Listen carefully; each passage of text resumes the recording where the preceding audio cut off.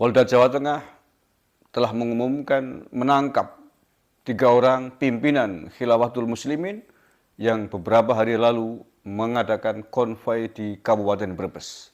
Dan 3 orang pimpinan yang ditangkap oleh jajaran Polda Jateng ini telah ditetapkan sebagai tersangka.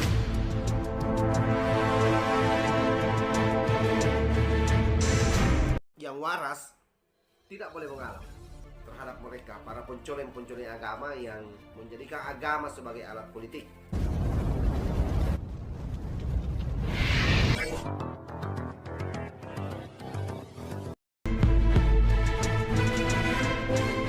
Assalamualaikum warahmatullahi wabarakatuh. Salam Nusantara, salam sejahtera untuk kita semuanya.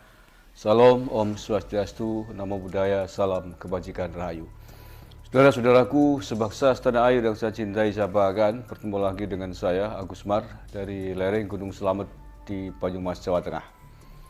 Salut, apresiasi kepada jajaran Polda Jawa Tengah yang telah mendengarkan banyak sekali masukan, keluhan, keinginan dari khususnya warga Jawa Tengah dan umumnya warga di tanah air ini. Yakni Polda Jawa Tengah telah mengumumkan menangkap 3 orang pimpinan Khilafatul Muslimin yang beberapa hari lalu mengadakan konvoi di Kabupaten Brebes. Dan 3 orang pimpinan yang ditangkap oleh jajaran Polda Jateng ini telah ditetapkan sebagai tersangka. Apresiasi yang sangat besar kepada Polda Jawa Tengah yang berani bersikap tegas terhadap anasir-anasir yang datang dari individu ataupun kelompok yang dengan terang-terangan mengibarkan panji-panji yang melanggar Pancasila, panji-panji yang merendahkan prinsip-prinsip kita bernegara. Bendera kita adalah merah putih, bukan Khilafatul Muslimin, bukan khilafah yang lain. Sistem negara kita adalah negara kesatuan Republik Indonesia, bukan sistem khilafah. Oleh karena itulah, walaupun mereka baru dalam tahap konvoi, baru dalam tahap mengibarkan bendera, tetapi itu artinya sama dengan mengkoreksi bendera kita, sama dengan mengkoreksi dan ingin merubah, ingin melawan sistem negara kesatuan Republik Indonesia. Dan untuk itu sudah seharusnya, sudah selayaknya, sudah sepantasnya kalau mereka dikenai tindakan tegas. Mudah-mudahan ini tidak hanya di Polda Jawa Tengah. Mengapa? Karena pada hari yang sama ketika itu, sepekan lalu, konvoi yang sama dilakukan oleh kelompok yang sama terjadi tidak hanya di Brebes, Jawa Tengah, tetapi juga di sejumlah daerah yang lain. Di Jakarta, di Jawa Barat, dan Jawa Timur juga ada.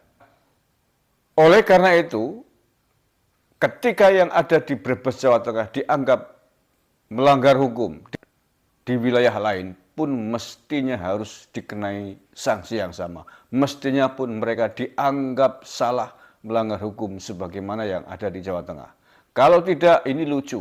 Sama-sama melakukan kegiatan serupa dilakukan oleh kelompok yang sama. Yang satu ditangkap di Jawa Tengah, di Brebes, sementara di daerah lain kok tidak, ini kan lucu. Berarti hukumnya tidak sama, padahal peristiwanya sama. Nah, oleh karena itulah, karena ini adalah Indonesia, punya payung hukum yang sama, punya ketentuan hukum yang sama, mestinya yang ditangkap juga di wilayah lain ikut ditangkap, tidak hanya di Jawa Tengah. Ini saya baca beritanya nih, masih baru nih, hari ini hari Senin malam, tanggal 6 Juni. Ditangkap 3 pimpinan Khilafatul Muslimin di Brebes jadi tersangka. Kepolisian daerah Jawa Tengah atau Polda Jateng menetapkan 3 tersangka terkait konvoi Khilafatul Muslimin di Brebes. Para tersangka ini yaitu pimpinan cabang dan 2 pimpinan ranting di Brebes. Ngeri kan? Sudah sampai tahap pimpinan ranting. Pimpinan ranting itu tingkat desa ya. Jadi ini sudah menyebar tidak hanya di lintas provinsi, tapi sudah lintas kabupaten, lintas desa ini. Maka kalau tidak segera ditindak tegas ini berbahaya sekali.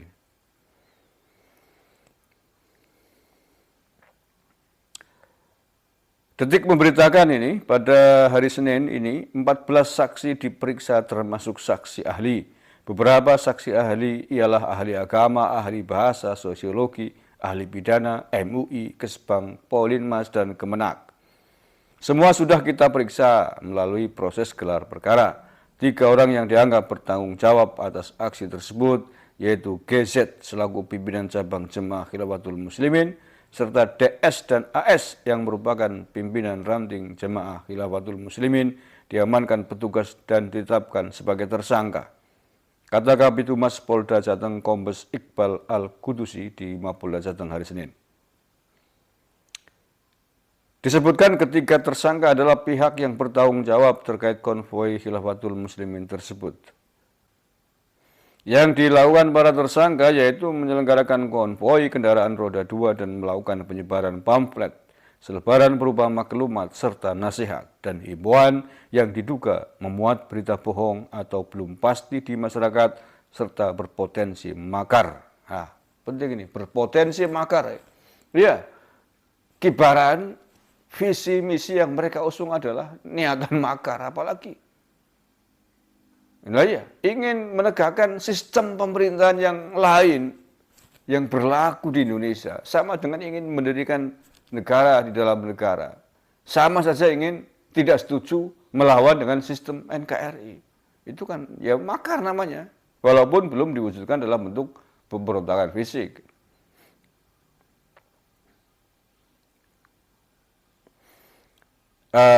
Pasal apa yang akan dijerat kepada mereka ini? Para tersangka dijerat dengan pasal 14 ayat 1 dan atau 15 Undang-Undang Nomor 1 Tahun 46 tentang peraturan hukum pidana dan garis miring atau 107 Jo 53 KUHP dengan ancaman hukuman maksimal 15 tahun penjara. Oke, mantap.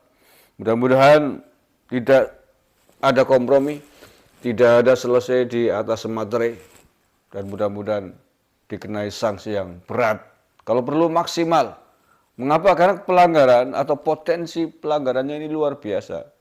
Potensi makar yang ingin menggulingkan keutuhan negara kesatuan Republik Indonesia. Ini bukan pelanggaran hukum yang pere-pere, bukan maling pisang, bukan maling ayam, tapi ini maling ingin merampok negara yang kita cintai ini, ingin merobohkan merah putih, ingin merobohkan NKRI. Tidak ada kompromi dengan kelompok manapun, kelompok siapapun yang ingin menganulir, mencoba-coba untuk mengganggu keutuhan Bhinneka Tunggal Ika, keutuhan negara kesatuan Republik Indonesia yang kita cintai ini.